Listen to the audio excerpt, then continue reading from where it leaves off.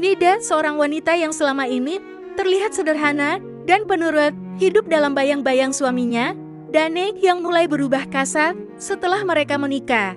Ia tidak pernah membantah, bahkan saat dihina di depan keluarganya sendiri. Tapi siapa sangka, di balik penampilan kalem dan hidup yang tampaknya sederhana, Nida menyimpan rahasia besar. Ia adalah pemilik agensi digital sukses yang menyamar sebagai wanita biasa demi melihat siapa yang benar-benar mencintainya tanpa embel-embel harta. Ketika Dani lebih percaya pada fitnah yang menuduh Nida selingkuh, ia tak hanya menghancurkan kepercayaan istrinya, tapi juga memantik amarah yang selama ini dipendam. Puncaknya, ketika Nida ditampar dan dipermalukan di depan keluarga, ia memutuskan untuk bangkit bukan hanya dari luka fisik, tapi juga luka batin. Cerita ini mengikuti perjalanan Nida dari seorang istri yang terlihat biasa menjadi sosok wanita tangguh yang merebut kembali martabat, harta, dan harga dirinya. Dengan gaya santai dan emosional, kisah ini akan mengaduk perasaan dan membuka mata bahwa tak semua yang terlihat lemah itu tak berdaya.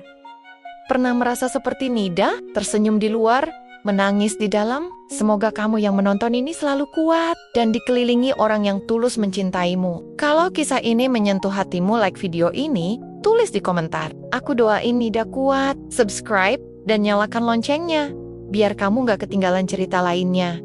Terima kasih sudah menonton. Semoga kamu bahagia, meskipun dunia belum sepenuhnya adil. Sword, aroma tumisan buncis bercampur dengan teri goreng, memenuhi dapur kecil di rumah Nida. Kompor menyala pelan, dan kipas angin berdiri di sudut ruangan, mengayun pelan. Nida berdiri di depan wajan, rambutnya dicepol asal, wajahnya sedikit berminyak karena keringat, dan lengannya sibuk mengaduk. Sayur udah belum? Suara Dani, suaminya, terdengar dari ruang tengah sebentar lagi. Mas, tahu gorengnya baru mateng, jawab Nida sambil tersenyum tipis. Dani tidak menjawab, hanya suara siaran berita dari televisi yang menyahut. Nida menggigit bibir bawahnya. Beberapa bulan terakhir, Dani semakin jarang tersenyum padanya. Pulang kerja langsung mandi, makan, lalu tidur. Kadang pulang pun sudah tengah malam. Katanya lembur, tapi entah kenapa, firasat Nida selalu bilang, ada yang tak beres. Hari ini istimewa. Keluarga besar Dani akan datang makan malam. Ibu mertua yang cerewet, adik ipar yang suka membanding-bandingkan, dan beberapa keponakan yang kalau makan suka tumpah kemana-mana. Nida ingin semuanya sempurna. Ia ingin dianggap layak. Sekali saja, saat keluarga Dani datang, senyum Nida langsung terkembang. Ia menyambut hangat, menyalami satu persatu, bahkan membantu membawa tas ibu mertuanya. Masih juga belum punya anak. Yah, Nida, sindir ibu mertua begitu masuk rumah. Nida tersenyum kaku. Masih diusahakan, Bu. Kamu itu makanannya jangan diet terus. Lihat tuh, badanmu kurus kayak lidi. Gimana mau isi? Dia sibuk banget, Bu. Di dapur mulu. Tambah adik ipar sambil tertawa. Itu buncis doang lauknya. Ya Allah. Nida menunduk. Tangannya gemetar sedikit saat menuang sayur ke mangkuk. Dani hanya diam. Tidak menegur ibunya, tidak membela istrinya. Bahkan tidak menatap ke arah dapur sama sekali. Nida napas panjang. Dalam hatinya, ia ingin berkata, kenapa dia, Mas? Tapi lidahnya keluh. Sudah terlalu sering, terlalu biasa. Setelah makan malam, semua kembali ke ruang tamu. Nida membereskan piring sendirian. Di dapur, air matanya jatuh satu-satu, tanpa suara. Bukan karena hinaan ibu mertuanya, tapi karena tatapan Dani yang kosong tatapan orang asing. Pukul 11 malam, rumah sepi kembali. Dani masuk kamar tanpa bicara. Nida duduk di meja makan, sendirian, menatap layar laptop kecilnya. Ada notifikasi masuk dari klien. Drive konten sudah oke, Bu Nida. Target ads bulan ini naik 12%. Luar biasa. Nida tersenyum kecil. Ia menghela napas panjang. Di luar Rama, ia dikenal sebagai Bu Nida, wanita profesional, bisyo, dan pemilik agensi digital yang sedang naik daun. Tapi di rumah ini, ia hanya seorang istri biasa, bahkan lebih rendah dari pembantu. Tapi itu pilihannya. Ia menikah dengan Dani tanpa memberitahu siapa dirinya. Ia ingin dicintai karena dirinya, bukan karena kesuksesan dan harta. Dan untuk sementara, ia pikir itu berhasil. Tapi sejak beberapa bulan lalu, semuanya berubah. Dani lebih sering pulang, telat, lebih mudah marah, bahkan sempat melempar piring ke dinding saat mereka berselisih tentang hal sepele, nasi yang terlalu lembek, Nida memejamkan mata. Ia tahu ada sesuatu yang sedang menunggu untuk meledak. Dan rasanya waktu itu sudah dekat. Sebelum tidur, Nida masuk kamar. Dani sudah membelakangi, menyelimutkan tubuh. Nida mengusap perutnya pelan. Ia belum berani berkata bahwa hasil tes darah tadi siang menunjukkan ia positif hamil, Mas. Bisiknya pelan. Ngapain sih ganggu orang tidur? Nida terdiam. Ia memandangi punggung suaminya lama sekali, lalu membalikkan badan dan menarik selimutnya sendiri. Dalam diam, ia memeluk perutnya yang masih datar. Tangisnya turun lagi, tanpa suara. Maafin ibu ya, nak. Ibu nggak tahu harus bertahan sampai kapan. Sudah 2 minggu sejak malam makan bersama keluarga Dani. Sejak itu, Dani semakin dingin. Sepulang kerja, ia jarang menyapa. Sarapan yang disiapkan Nida sering tak disentuh. Bahkan sesekali, Dani pulang dalam keadaan mabuk bau alkohol menyengat. Dan langkahnya sempoyongan. Nida tak lagi protes. Ia hanya menghindari pertengkaran. Pagi itu, Nida membersihkan kamar seperti biasa. Di atas meja kerja Dani, sebuah amplop besar tergeletak berisi printout dari media sosial dan foto yang disatukan. Dengan keterangan mencurigakan, wajah Nida menegang. Salah satu foto itu adalah tangkapan layar dirinya sedang rapat via Zoom. Duduk bersebelahan dengan seorang pria muda partner bisnisnya di kantor agensi. Ada tulisan di bawahnya, "Istrimu dekat banget sama cowok ini. Waspada, jangan-jangan selama ini kamu dibodohi, Mas Denny." Tangan Nida gemetar. Jantungnya berdegup kencang. Siapa yang mengirim ini? Dan lebih dari itu, kenapa Denny tidak bicara? Kenapa langsung percaya? Sore harinya, Denny pulang dengan mata merah dan langkah terburu. Nida yang sedang menyiram tanaman langsung menyambut. "Mas, mau diminumin teh hangat dulu?" Namun Denny tak menjawab. Ia langsung masuk ke rumah. Nida mengikuti perlahan. Ia tahu badai akan segera datang. "Jadi benar ya?" Dani akhirnya bersuara. Saat mereka sudah di ruang tamu, tangannya menggenggam amplop tadi. "Apa maksud Mas?" tanya Nida pelan, walau hatinya sudah berdesir ketakutan. "Selama ini kamu selingkuh di belakang aku." Suara Dani membentak keras. Wajahnya merah. Nida tertegun, terkejut, tapi berusaha tetap tenang. "Itu rekan kerja aku, Mas. Kita cuma kerja, nggak ada apa-apa." "Kerja? Kerja apa?" "Seharian di depan komputer, gaya sok sibuk, padahal diam-diam NG layu tuh ke laki-laki lain." "Mas, tolong jangan asal tuduh." Suara Nida mulai bergetar. Tanpa aba-aba, Dani melempar amplop itu ke wajahnya.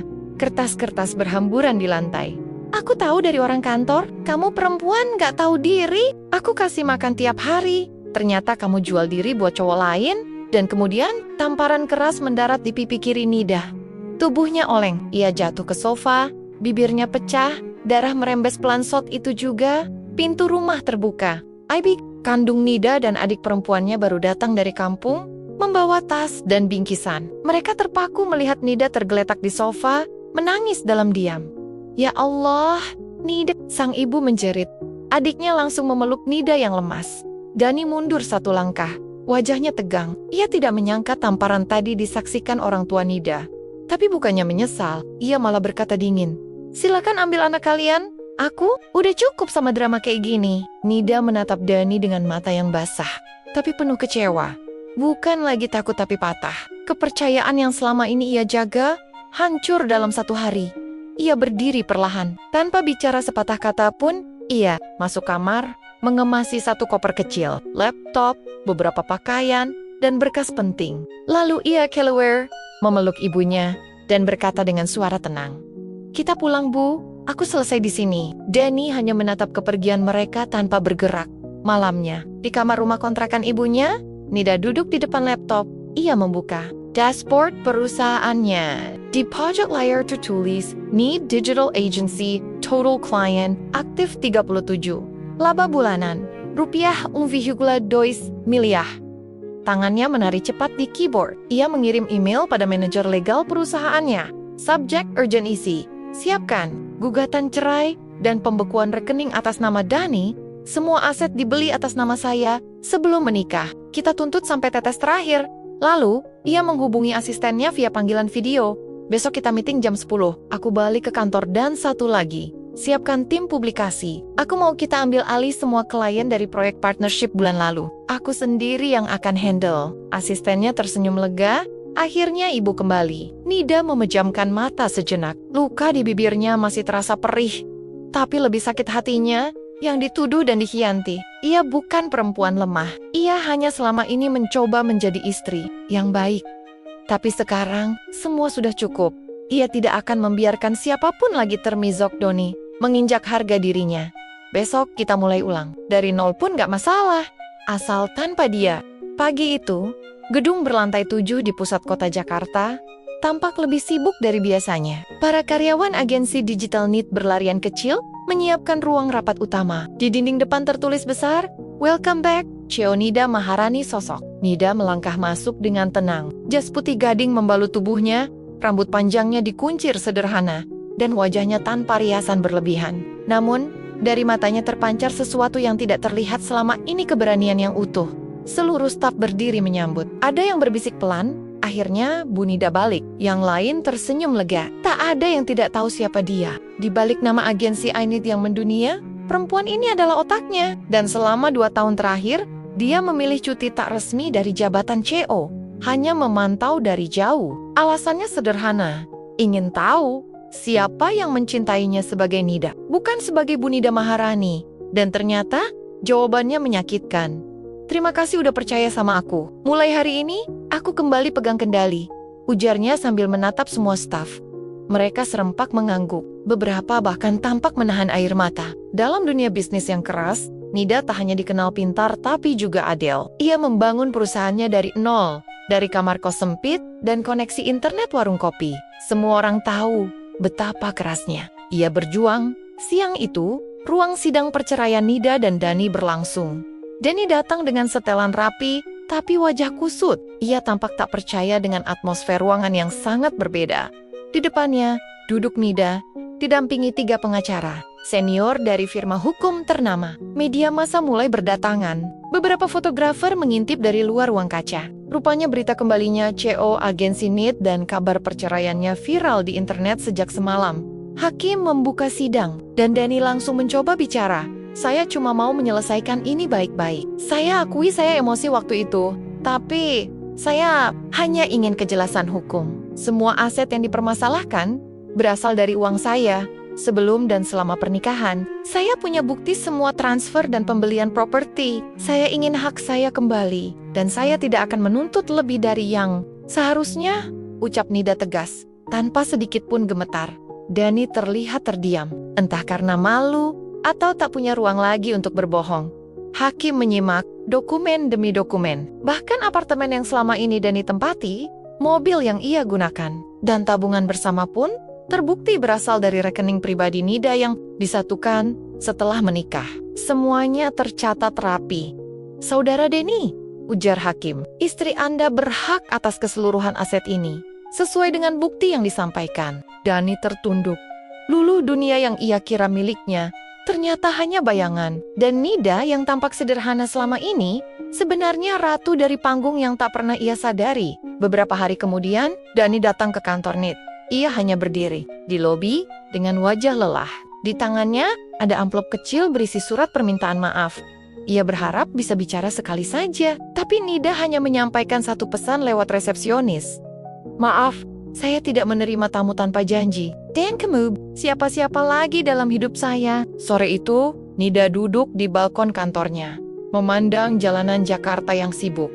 Di tangan kirinya, secangkir teh hangat. Di pangkuannya, tablet dengan deretan email dari klien luar negeri yang ingin bekerja sama. Adik perempuannya duduk di sebelah, menatap kagum. "Kak, gimana bisa kuat kayak gini?" Nida tersenyum.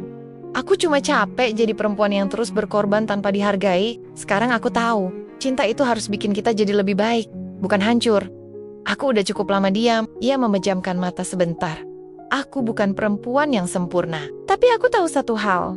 Aku berharga, dan aku nggak akan pernah lagi merendahkan diri demi mempertahankan orang yang salah." *** Malamnya, Nida menulis satu postingan di akun pribadi yang baru ia aktifkan kembali.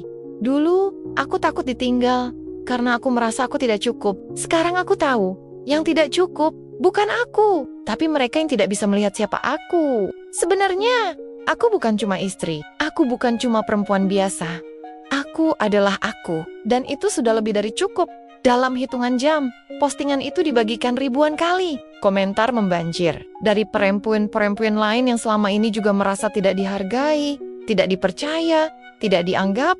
Dan dari satu komentar di antara ratusan, Nida membaca kalimat ini. Terima kasih sudah menunjukkan bahwa bangkit itu. Mungkin aku pun akan bangkit. Seperti kamu.